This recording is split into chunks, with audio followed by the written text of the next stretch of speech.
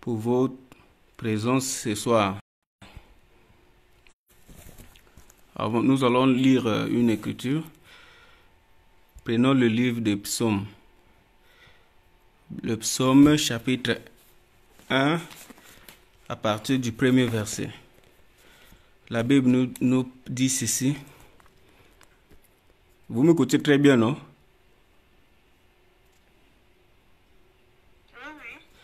Ok, la Bible nous dit ceci. Heureux l'homme qui ne marche pas selon les conseils des méchants, qui ne s'arrête pas en compagnie, qui ne s'arrête pas sous la voie des pécheurs, et qui ne s'assied pas en compagnie des moqueurs, mais qui trouve son plaisir dans la loi de l'Éternel et qui la médite jour et nuit. Que Dieu vous bénisse. Alors, ici, on veut parler de la réussite.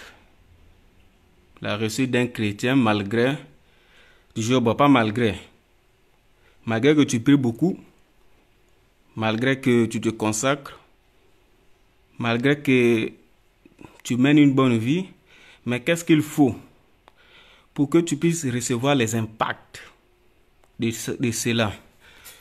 Qu'est-ce qu'il faut pour que tu puisses recevoir les réponses à tes multiples prières?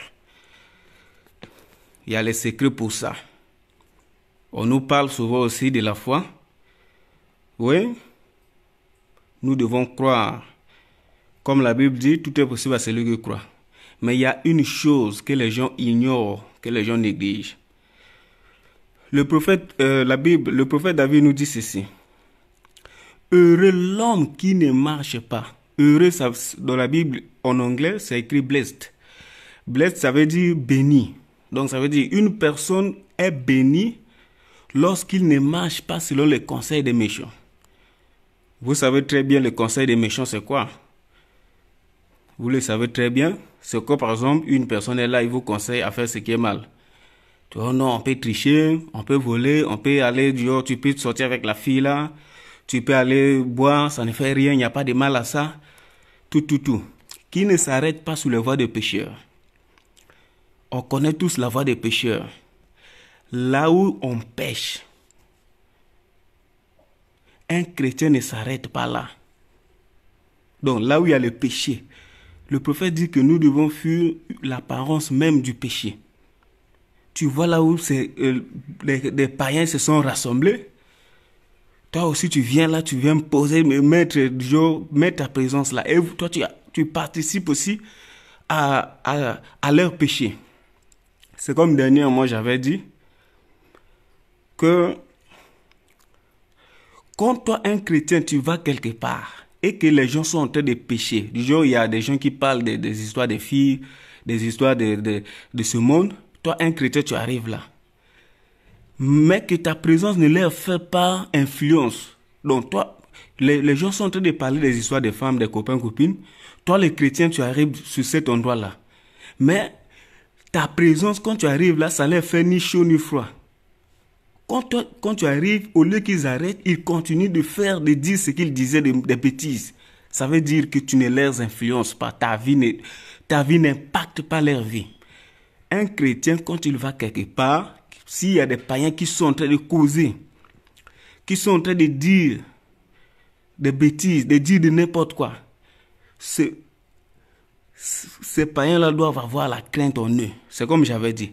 Donc ici, la Bible nous donne le secret. Comment faire pour réussir. Il dit, c'est caché dans le psaume chapitre 1, à partir du verset 1. Vous lisez ça? Donc, la Bible, ce sont des lois. La parole de Dieu, ce sont des lois.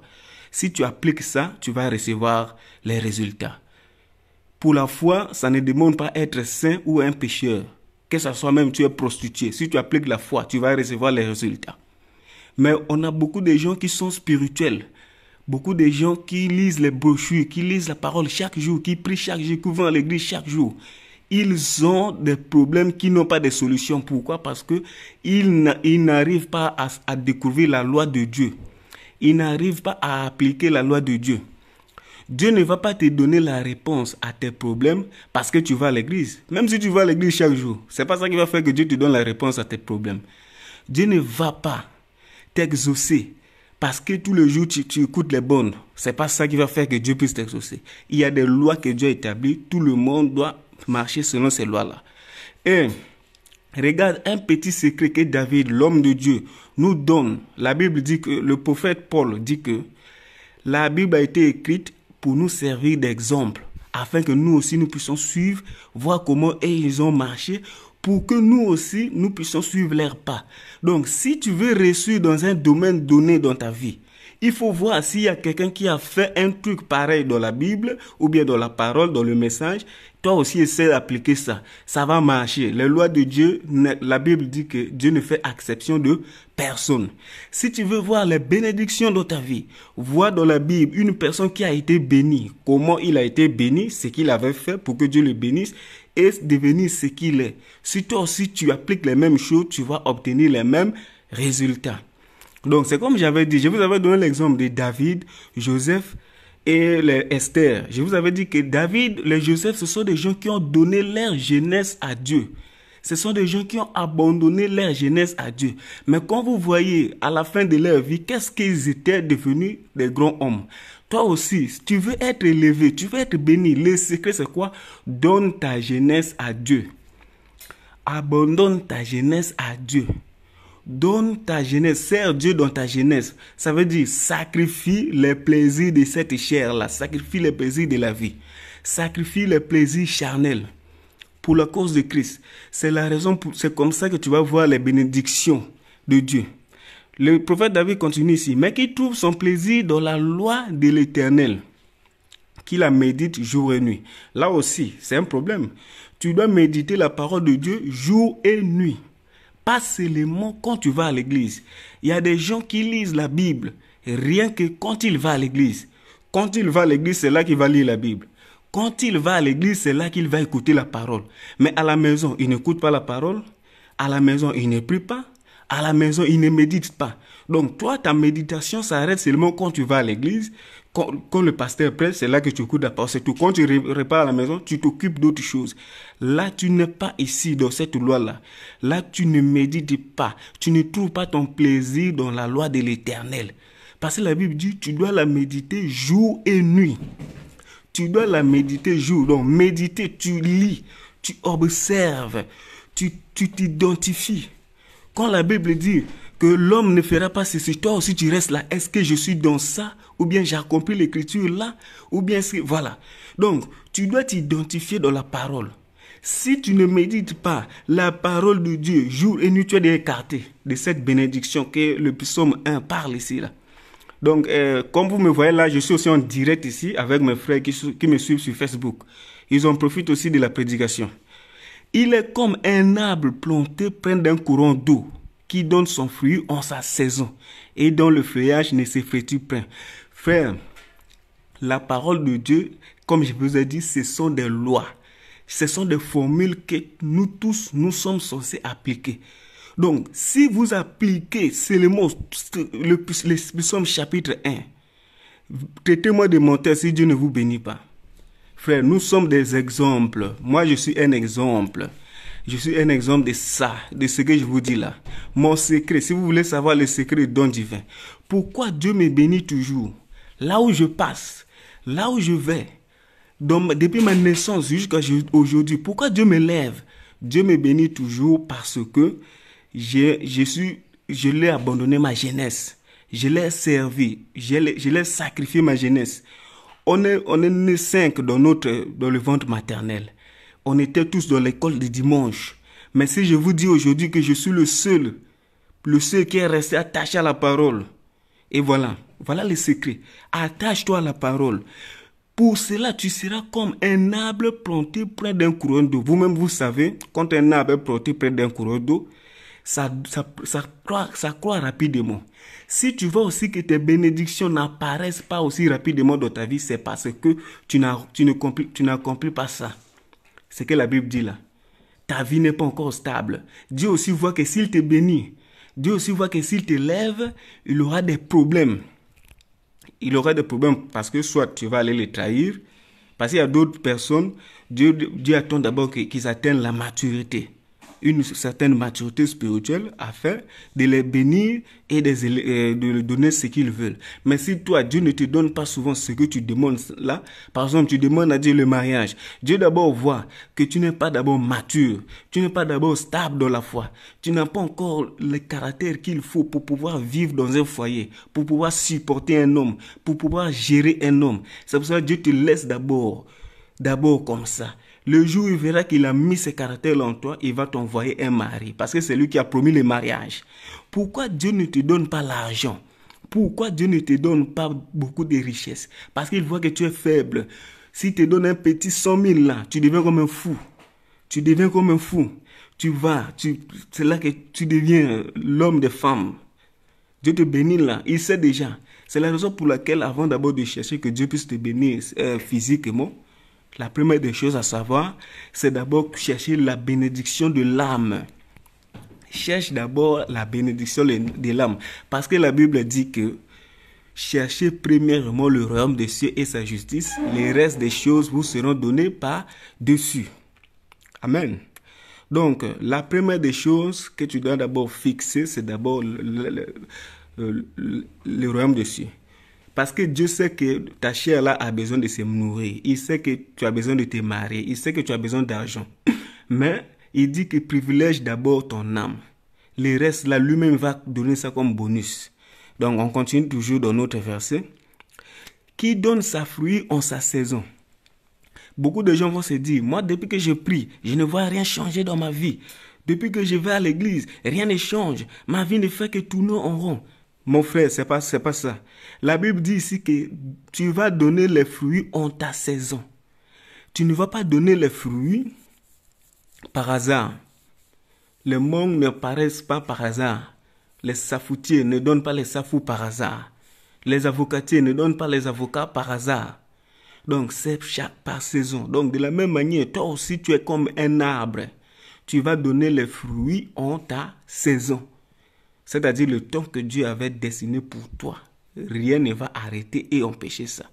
Quand Dieu a décidé, c'est ton jour. Quand Dieu a décidé, c'est ta bénédiction. Rien ne va arrêter ça. Même Satan ne peut pas s'interposer. Si c'est ton jour, c'est ton jour.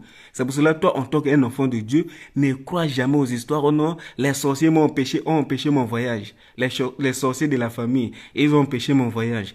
Les sorciers de la famille ont envoûté mon travail. Non. Un enfant de Dieu ne doit pas avoir ce genre de raisonnement. Toi, la Bible dit le plus faible dans le royaume de Dieu est plus fort que le plus faible, le plus fort dans le royaume du diable. Donc, si à Satan est 1000 fois fort, toi tu es 10 000 fois fort. Parce que tu es le plus fort que le plus fort dans le royaume du diable. Donc, attends, chaque chose a sa saison. Ce que tu as planté, attends, ça va apparaître. Tout ce qu'il fait, lui réussit. Voilà, alors le secret de la réussite, c'est ça. Tout ce que tu fais, tu vas réussir ça. Si tu ne marches pas selon le conseil des méchants, si tu n'arrêtes pas sur la voie des pécheurs, si tu ne t'assieds pas en compagnie des moqueurs, mais tu trouves ton plaisir dans la parole de Dieu, dans la loi de Dieu, tout ce que tu vas faire, ça va réussir. C'est pas moi qui ai écrit ça, c'est la Bible, c'est là. Si c'est faux, allez traiter Dieu de menteur, c'est lui qui a écrit ça. Il dit que tout ce qu'il fait, lui réussit.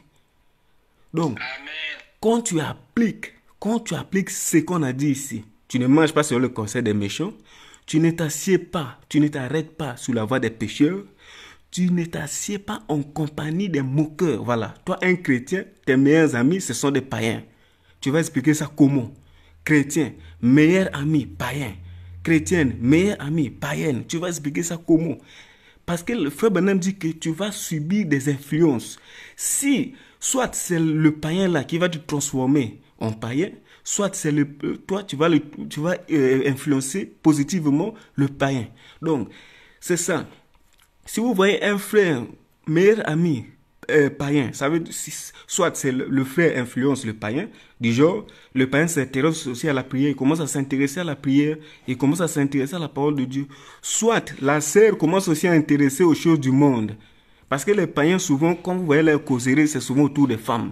Tu vas voir le frère aussi, Il commence aussi à draguer. Et du coup, le frère, oh non, il est tombé. Oui, faut d'abord voir, il fréquente qui? Dis-moi qui tu fréquentes, je te dirai qui tu es.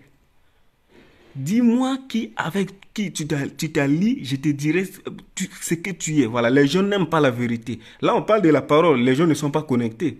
Mais si c'était seulement une histoire de sexe, là, ou bien des histoires de femmes qui exposent leur... Vous allez voir des gens plein. Voilà. Quand c'est la parole de Dieu, c'est le Père de ton. Le Père de ton, toi qui penses que c'est le Père de ton, tu vas le penser très bien au jour du jugement. Et il dit ceci, tout ce qu'il fait, il réussit. Il n'en est pas ainsi des méchants.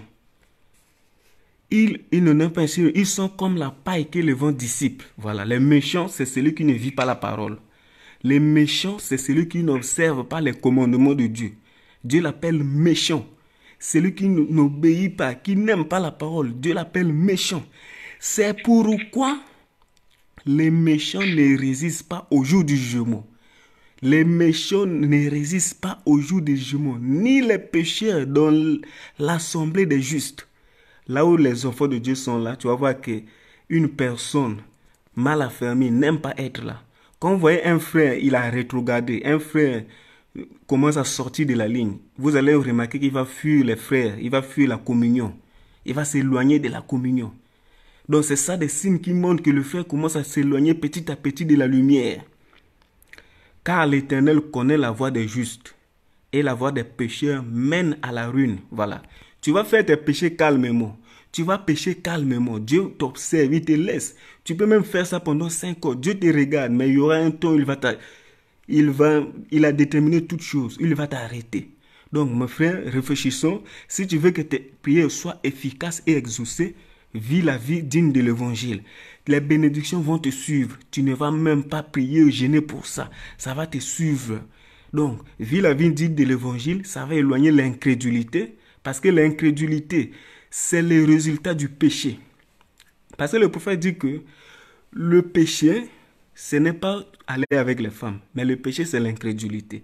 Donc boire, se souiller avec les femmes, fumer la cigarette, ça, on appelle ça les attributs. Donc, quand tu vois que tu doutes de la parole, ça veut dire qu'il y a des choses que tu fais contraire à la parole. Mets ta vie en ordre, mène une bonne vie. Tu vas voir comment ta foi va grandir et Dieu va te bénir, Dieu va te donner les choses auxquelles que tu ne t'attendais pas. Il va te surprendre. Tu vas chanter la gloire de l'Éternel. Jésus t'a surpris. Oui, il t'a agréablement surpris parce que tu es un homme selon son cœur. Vis la parole, mène une bonne vie. Tout ce que tu vas faire, tu vas le réussir. La Bible dit tout. Il n'a pas dit un peu, non. Il dit tout. Tout ce que toi tu vas faire, tu vas le réussir. Donc, vraiment, que le Seigneur vous bénisse pour cette petite exhortation. Et nous étions autour du psaume 1. Donc, la parole de Dieu, c'est une grande bénédiction.